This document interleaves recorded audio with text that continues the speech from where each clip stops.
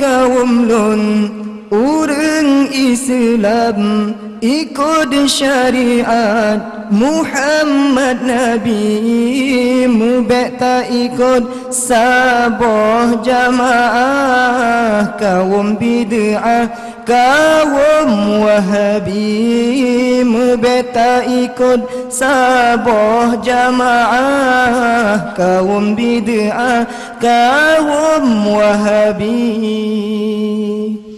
Wahai kaum lun urang Islam ikut syariat Muhammad Nabi, mubek tak ikut sabah jamaah kaum bid'ah kaum Wahabi, mubek tak ikut sabah jamaah kaum bid'ah kaum Wahabi. Kaum Wahabi lempat tak tebah kadi pegadah syariat Nabi kadi pewayang dalam sembahyang haram usalli syariat Nabi kadi pewayang dalam sembahyang haram usalli. Wahai kaum lun urang Islam ikut syariat Muhammad Nabi, mubek tak ikut sabah jamaah kaum bid'ah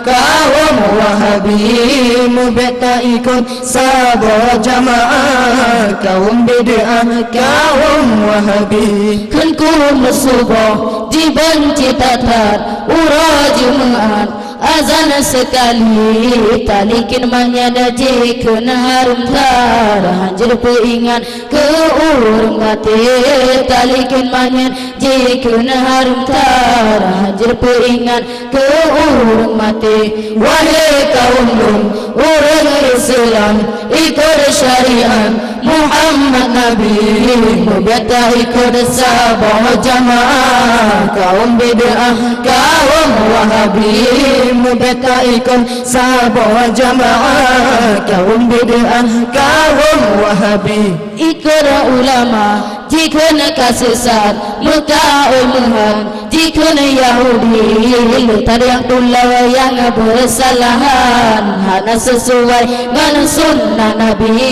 lutar yang tulah yang bersalahan hana sesuai dengan sunnah Nabi. Wahai kaum lun urang Islam ikut syariat Muhammad Nabi, mubek tak ikut sabah jamaah kaum bid'ah kaum Wahabi, mubek tak ikut sabah jamaah kaum bid'ah kaum Wahabi. Lafai Sayyidina hana ajaran terawalapan jika Nabi Nabi kanduri malu sangat jibantah jika lemuhat maru wabasi kanduri malu sangat jibantah jika lemuhat maru wabasi. Wahai kaum lun urang Islam ikut syariat Muhammad Nabi, mubek tak ikut sabah jamaah kaum bid'ah kaum Wahabi, mubek tak ikut sabah jamaah kaum bid'ah kaum Wahabi. Yang dimpalutu wahai sahabat tayu putupan handi paduli jarang membantah bapa gaba ilmu hana lagi pencuri jarang membantah bapa gaba ilmu hana lagi pencuri. Wahai kaum lun urang Islam ikut syariat Muhammad Nabi, mubek tak ikut sabah jamaah kaum bid'ah kaum Wahabi, mubek tak ikut sabah jamaah kaum bid'ah kaum Wahabi.